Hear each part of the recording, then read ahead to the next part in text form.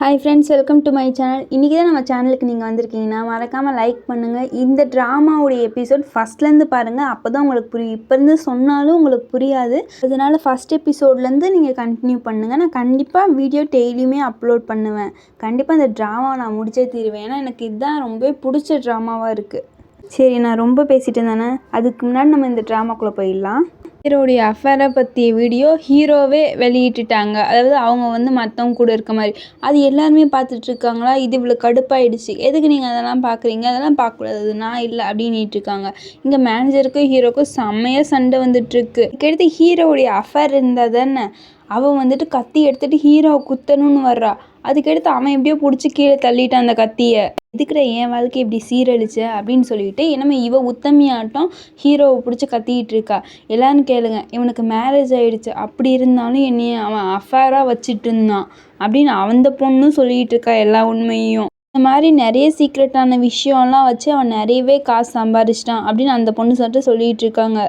நீ இப்படிலாம் தப்பு பண்ணிட்டு தானே, இதுக்கு நான் உன்னை கண்டிப்பாக தண்டிச்சே ஆவேன், உன்னை முதல்ல நான் கில்ட்டியாக ஃபீல் பண்ண வைப்பேன் அப்படின்னு சொல்லிட்டு அவ்வாட்டு கத்தி எடுத்துகிட்டு நான் கையை இருக்கிறேன்னு சொல்லிட்டு இருக்கான். மேனேஜர்லாம் எவ்வளவோ தடுத்து பார்க்குறாங்க.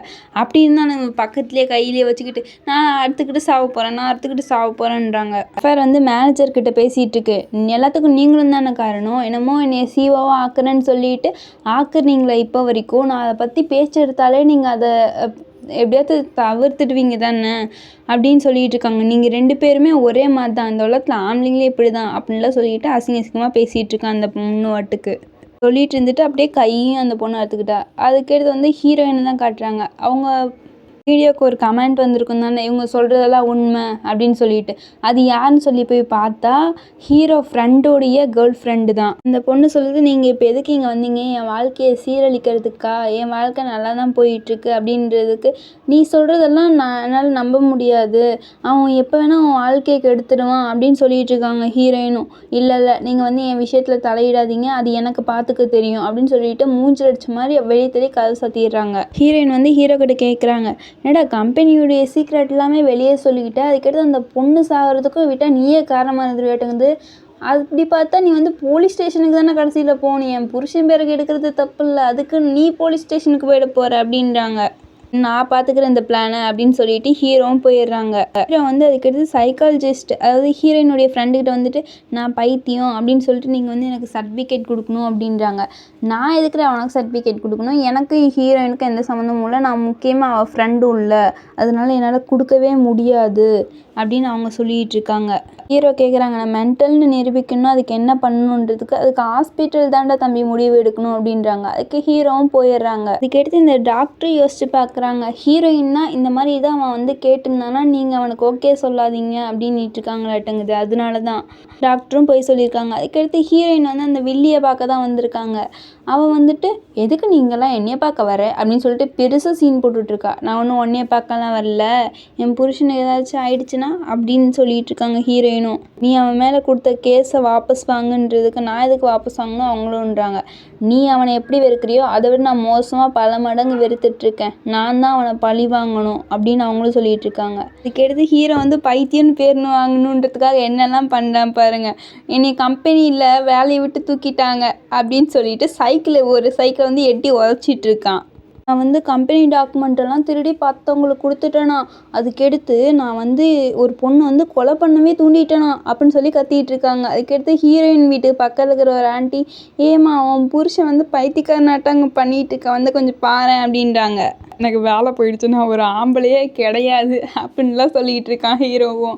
அவங்க டே ஏன்டா என் பையனுடைய மானத்தெல்லாம் வாங்கிட்டு இருக்கு அப்படின்னு சொல்லிட்டு இருக்காங்க. தாய் கிழவி அப்படின்னா போடி அப்படின்னு சொல்லிட்டு அவங்க அம்மாவை பிடிச்சி தள்ளி விடுறாங்க. அங்கே இருக்கவங்களாம் ஏன்டா அவங்க அம்மாவையும் நீ அடிக்கிற அப்படின்றாங்க. கேட்டு ஹீரோயினும் வந்துட்டாங்க. இருக்கவங்ககிட்டலாம் இவங்களுக்கு வேலை போயிடுச்சு, அதனால தான் கொஞ்சம் பண்ணிகிட்டு இருக்காங்க இந்த மாதிரி அப்படின்னு சொல்லிட்டு எப்படியோ சமாளித்து கூப்பிட்டு வந்துடுறாங்க வீட்டுக்கு. நீ இப்படிலாம் பண்ணனா அவன் வந்துடுவான்னு நினைக்கிறியா, நீ இன்னுமே அவன் மேலே இருக்க கடுப்பை தூண்டிட்டு தான் இருக்கேன், வந்தானா உன்னை சும்மா விட மாட்டான்றதுக்கு அதை நான் பார்த்துக்கிறேன் அப்படின்னு அவங்களும் சொல்லிகிட்டு இருக்காங்க. இனிமேல் நீ இதில் தலையிட மாட்டேன்னு சொல்லி எனக்கு சைன் பண்ணி கொடுன்றதுக்கு அதுக்கும் சைன் பண்ணிடுறாங்க. ஹீரோக்கு வந்து பைத்தியம் அப்படின்னு சொல்லி ஒரு பேனரே அங்கே வச்சுட்டாங்க. ஹீரோவுடைய அம்மா வந்துட்டு ஏய் இதெல்லாம் கழட்டுங்கப்பா ப்ளீஸ்ப்பா அப்படின்னு சொல்லிட்டு அவங்ககிட்டையும் கெஞ்சிட்டு இருக்காங்க. தாய் கிழவி நீ அப்படிலாம் பண்ணிட்டு இருக்காத அப்படின்னு ஹீரோவும் கத்திட்டு இருக்காங்க. ஏன்டா கொஞ்சம் பேனர் அப்படி கொஞ்சம் திருப்பி வைங்க அப்போதான் நல்லா தெரியும் அப்படின்னு அவங்களும் சொல்லிட்டு இருக்காங்க. எல்லாமே ஒன்றால தான் படுபாவி ஏன்டா அப்படி கத்திட்டே இருக்க இன்னொன்று நான் என்ன சொன்னேன் வீட்டுக்குள்ளே தானே இருக்கணுன்றதுக்கு அவங்க அம்மா மேலே கல் முட்டையெல்லாம் எடுத்து அடிக்கிறான். வீட்டுடைய ஓனர்லாம் சொல்கிறாங்க உன் பையனை மென்டல் ஆஸ்பத்திரிக்கு முதல்ல கூட்டிகிட்டு போ இல்லைன்னா இந்த வீட்டை விட்டு காலி பண்ணுன்னு. அதுக்கடுத்து ஹீரோக்கு சர்டிஃபிகேட்டே கொடுத்துட்டாங்களாட்டுங்குது அவன் ஒரு மென்டல்னு. அதை வச்சுட்டு சந்தோஷமாக பேசிகிட்டு இருக்கான். நீ எப்படியாச்சும் இந்த உலகத்துக்கு வர வைப்பேன் அப்படின்னு சொல்லிட்டு இவங்களும் அதை ஃபோட்டோலாம் எடுத்துக்கிட்டு ஹீரோயினுக்கு அமுச்சு வச்சிடறாங்க. அவன் எப்போ வருவான் அப்படின்னு அவங்க சொல்கிறதுக்கு நம்ம தான் வர வைக்கணும் அப்படின்னு ஹீரோவும் சொல்கிறாங்க. அதுக்கு நான் வந்து ஒரு ஐடியா சொல்கிறேன் அந்த மாதிரி நீ பண்ணு அப்படின்னு சொல்லிட்டு இருக்காங்க ஹீரோவும். இதுக்கடுத்து உண்மையான ஹஸ்பண்டை தான் காட்டுறாங்க. அவன் வந்து பாரில் உட்காந்துக்கிட்டு ட்ரிங்க்ஸ் பண்ணிகிட்டு இருக்கான். அப்போ 2 பேர் வந்துட்டு இவன் தானே அது அப்படின்னு சொல்லிட்டு ஃபோனில் காமிக்கிறாங்க. என்னது நானா வேணும் என்னை பைத்தியம்ன்றாங்க அப்படின்லாம் சொல்லிட்டு ஹீரோவும் போயிட்டுருக்காங்க. எடுத்து ஹீரோ வாட்டுக்கு வீட்டுக்கு வந்து கத்திட்டு இருக்காங்க. ஹனி நீங்கள் வந்துட்டிங்களா அப்படின்னு சொல்லி ஹீரோயின் கேட்கறதுக்கு என்ன ஹனியா என் பொண்டாட்டியை நீ இப்படிலாம் கூப்பிடவே மாட்டாளே அப்படின்னு சொல்லிட்டு ஷாக்கிங்காக பார்த்துட்ருக்கான். என்ன இங்கே இருக்கவங்கன்னே என் மேலே குப்பையே கொட்டுறாங்க அப்படின்னு சொல்லிட்டு இருக்காங்க ஹீரோவும். அவங்க எதுக்கு நீ வித்தியாசமாக பார்க்குறாங்க அப்படின்னு சொல்லி ஹீரோ கேட்க ஹீரோயினும் சொல்கிறாங்க ஆமாம் நீங்கள் இப்போ என்ன பைத்தியமாட பண்ணிவிட்டு வேலையும் விட்டுட்டு வந்துட்டு இப்போ இருக்கீங்க. இந்த மாதிரி இருந்தால் பக்கத்து வீட்டுக்காரங்களாம் எப்படி பார்ப்பாங்கன்னு நினச்சிட்ருக்கீங்க அப்படின்னு அவங்களும் சொல்லிகிட்டு இருக்காங்க. நீங்கள் இப்படி பண்ணி வச்சுருக்க வேலைக்கு நம்ம ஃப்ளாட்டையே விற்றுட்டு நம்ம வேறு எங்கேயாச்சும் தான் போகணும் அப்படின்ட்டு இருக்காங்க. அதுக்கு சரி இதை பற்றி நம்ம அப்புறம் பேசலாம் அப்படின்னு சொல்லிட்டு ஹீரோ எப்படியோ சமாதானப்படுத்தி ஹீரோயினை உள்ள வாட்டுக்கு அமுச்சு வச்சிடுறாங்க. இதெல்லாம் க்ளீன் பண்ணிக்கிறேன் நான் பார்த்துக்கிறேன் அப்படின்னு சொல்லிட்டு ஹீரோக்கு வாட்டு செம்ம கடுப்பாக இருக்குது. இவனை எப்படி இப்படிலாம் பண்ணிட்டான் அப்படின்னு சொல்லிட்டு ஹீரோயின் வந்து ஒரு விஷயத்தை யோசிச்சு பார்க்குறாங்க. அந்த ஹீரோ இருக்காங்க தானே அவங்க சொன்னது. அதாவது 2 ஆளுங்க வந்து ஹீரோ பைத்தியம்னு சொல்லி பேசிகிட்டு இருப்பாங்கல்ல அது எல்லாமே நம்ம ஹீரோயின் ஏற்பாடு பண்ணவங்க தான். அதுக்கடுத்து இந்த கண்ணாடி எல்லா விஷயமும் நம்ம ஹீரோயின் தான் பண்ணது. அதுக்கடுத்து அந்த ஹீரோவாட்டு உட்காந்துட்ருப்பாங்களா அப்போ இவன் ஒரிஜினல் வந்துட்டு என்னடா பண்ணி வச்சுருக்க நீ இங்கே பைத்தியமாட்டோம் அப்படின்னு அவங்க பாட்டுக்கு திட்டிகிட்டு இருக்காங்க.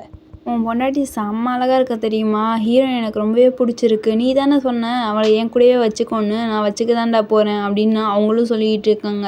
அதாவது ஒரிஜினல் ஹீரோவை கடுப்பேற்றிட்டு இருக்காங்க. அவன் புருஷனாச்சு செம்மையாக கடுப்பாகிட்டு தான் இருக்கான்.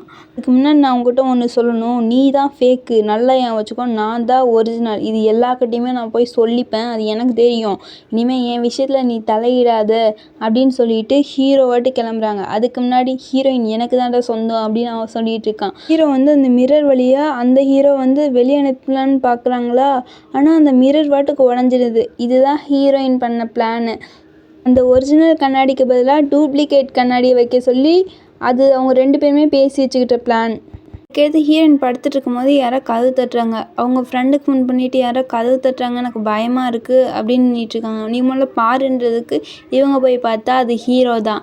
அதனால அவங்களும் தைரியமாக பயப்படாமல் கதவு திறந்து உட்காந்துட்டு பேசிகிட்டு இருக்காங்க 2 பேரும். ஹீரோயின் நீங்கள் எங்கே போயிருந்தீங்கன்னு கேட்குறதுக்கு நான் வந்து என்னுடைய ஃப்ரெண்டோட போய் ட்ரிங்க் பண்ண போயிருந்தேன் அப்படின்றாங்க. அதுக்கு ஹீரோயின் சொல்கிறாங்க அவன் பொண்டாட்டி கூட வாழவே அவனுக்கு துப்பு இல்லை அவனை பார்க்க நீங்கள் போயிருக்கீங்களா அப்படின்னு சொல்லிட்டு நல்லா கேட்டுட்ருக்காங்க. அதனால தான் நான் என் பொண்டாட்டி கூட டைம் ஸ்பெண்ட் பண்ணணும்னு நான் வந்துட்டேன் அப்படின்னு ஹீரோவும் சொல்கிறாங்க. சரி நீங்கள் ஏன் இன்றைக்கி துணி துவைக்கலை பாத்திரம் கழுவலை வீடு துடைக்கலை வீடு கூட கூட்டவே இல்லை அப்படின்னு சொல்லிகிட்டு இருக்காங்க.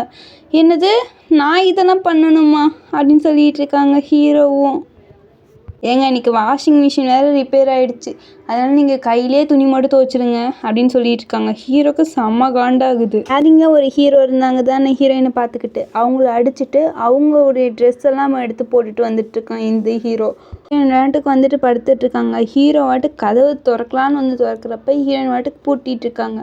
அதுக்கடுத்து கேமராவில் ஹீரோ என்ன பண்ணுறாங்கன்னு பார்த்துட்ருக்காங்க. அவன் வாட்டுக்கு போயிட்டு சோபாவில் படுக்கிறான். கையில் டைம் ஆகிடுச்சு ஆஃபீஸ்க்கு போகணும்னு சொல்லி எந்திரிச்சு அதான் அப்போ தான் ஞாபகம் வருது அச்சச்சோ நமக்கு தான் வேலை போயிடுச்சு அப்படி சொல்லிட்டு அவங்களோட தூங்குறாங்க. என்கிட்ட க்ளோஸாக வர பார்க்குறப்ப எனக்கு டைம் இல்லை தள்ளுங்க அப்படின்னு சொல்லிட்டு தள்ளி விட்டு போயிடுறாங்க. இதுக்கடுத்து ஹீரோவுடைய அம்மா வர்றாங்க. அம்மா எப்படிமா இருக்கீங்க அப்படின்றதுக்கு நீ என் கூட பேசாதப்பா என் பிள்ளை மானம் மரியாதை எல்லாமே போச்சு. அவனை நான் எவ்வளோ கஷ்டப்பட்டு படிக்க வச்சேன் அவங்க அப்பா செத்த பிறகு அவன் படித்தாதான் அவன் ஃப்யூச்சர் நல்லா இருக்கும்னு சொல்லிட்டு ஆனால் நீ இப்படி பண்ணுறன்றதுக்கு அம்மான்றது நீ அப்படிலாம் என்னை கூப்பிடாத அப்படின்றாங்க. என்னுடைய மருமகளுக்கும் பேத்திக்கும் சமைச்சு கொடுக்க மட்டும்தான் வந்தேன் மறுபடியும் ஒன்றையே பார்க்கலாம் வரலடா லூஸு அப்படின்னு சொல்லிட்டுலாம் அவங்க திட்டிகிட்டு இருக்காங்க.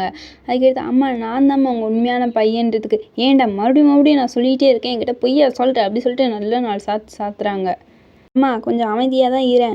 நீ கூட அப்பா சாகும்போது ப்ளக் பாயிண்ட் எல்லாம் பிடுங்க சொன்னதானே நானும் பிடுங்கினது தானே அப்படின்னு சொல்லிகிட்டு இருக்கிறதுக்கு அவங்க அம்மாவுக்கு ரொம்ப சந்தோஷமாயிடுச்சு. அச்சோ என் பிள்ளை வந்துட்டான்டா சாமி அப்படின்னு சொல்லிட்டு அவங்க வாட்டு கட்டி பிடிச்சிட்டு பிள்ளை பஸ்ஸில் அப்படியே நல்லா கொஞ்சிட்டு இருக்காங்க. ஹீரோ கேட்குறாங்க நீ எங்கடாம்மா போயிட்டுருக்க அப்படின்றதுக்கு நான் வந்து வேலைக்கு தான் போகிறேன் அப்படின்னு அவங்க சொல்லிகிட்டு இருக்காங்க. ஹீரோயின் கிட்ட அவங்க ஹஸ்பண்ட் கேட்குறாங்க எதுக்குடாம்மா இவ்வளோ மேக்கப் நீ போட்டுட்டு போகிற அப்படின்னு தான் அவங்களும் கேட்குறாங்க.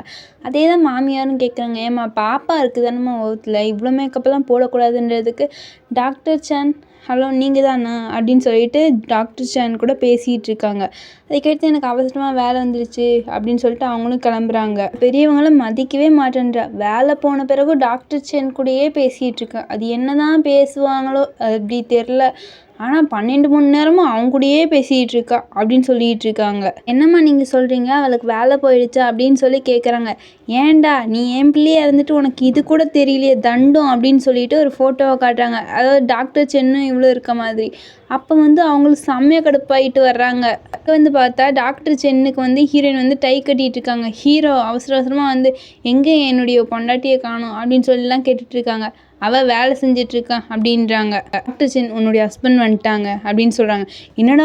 என்னடி பண்ணுற நீ எனக்கு துரோகம் பண்ணுறியா அப்படின்னு சொல்லிட்டு சட்டையை பிடிச்சி சண்டை போட்டுட்ருக்காங்க. டாக்டர்ஸ் எல்லாம் இப்படி தான் அஃபேர் வச்சுட்டு சுற்றுறீங்களா கொஞ்சம் கூட அறிவே இல்லை என்னடி நீ பண்ணிக்கிட்டு இருக்க நீ விட்டுட்டு அப்படின்னு சொல்லிட்டு ஹீரோவாட்டு கத்திட்டு இருக்காங்க. அதுக்கடுத்து இன்னொரு ஹீரோ இருந்தாங்க தானே அவங்க குப்பை தொட்டிலும் நல்லா சுற்றி அப்படியே போட்டு விட்ருக்காங்க. யாரோ பார்க்குற மாதிரி காட்டுறாங்க. இதோட இந்த எபிசோடு முடிஞ்சு பாய் ஃப்ரெண்ட்ஸ் நம்ம நெக்ஸ்ட் வீடியோவில் மீட் பண்ணலாம். அதுக்கு முன்னாடி நம்ம சேனலை லைக் பண்ணுங்கள் சப்ஸ்கிரைப் பண்ணுங்கள் கமெண்ட் பண்ணணுன்னு தோணுச்சுன்னா பண்ணுங்கள். பாய்.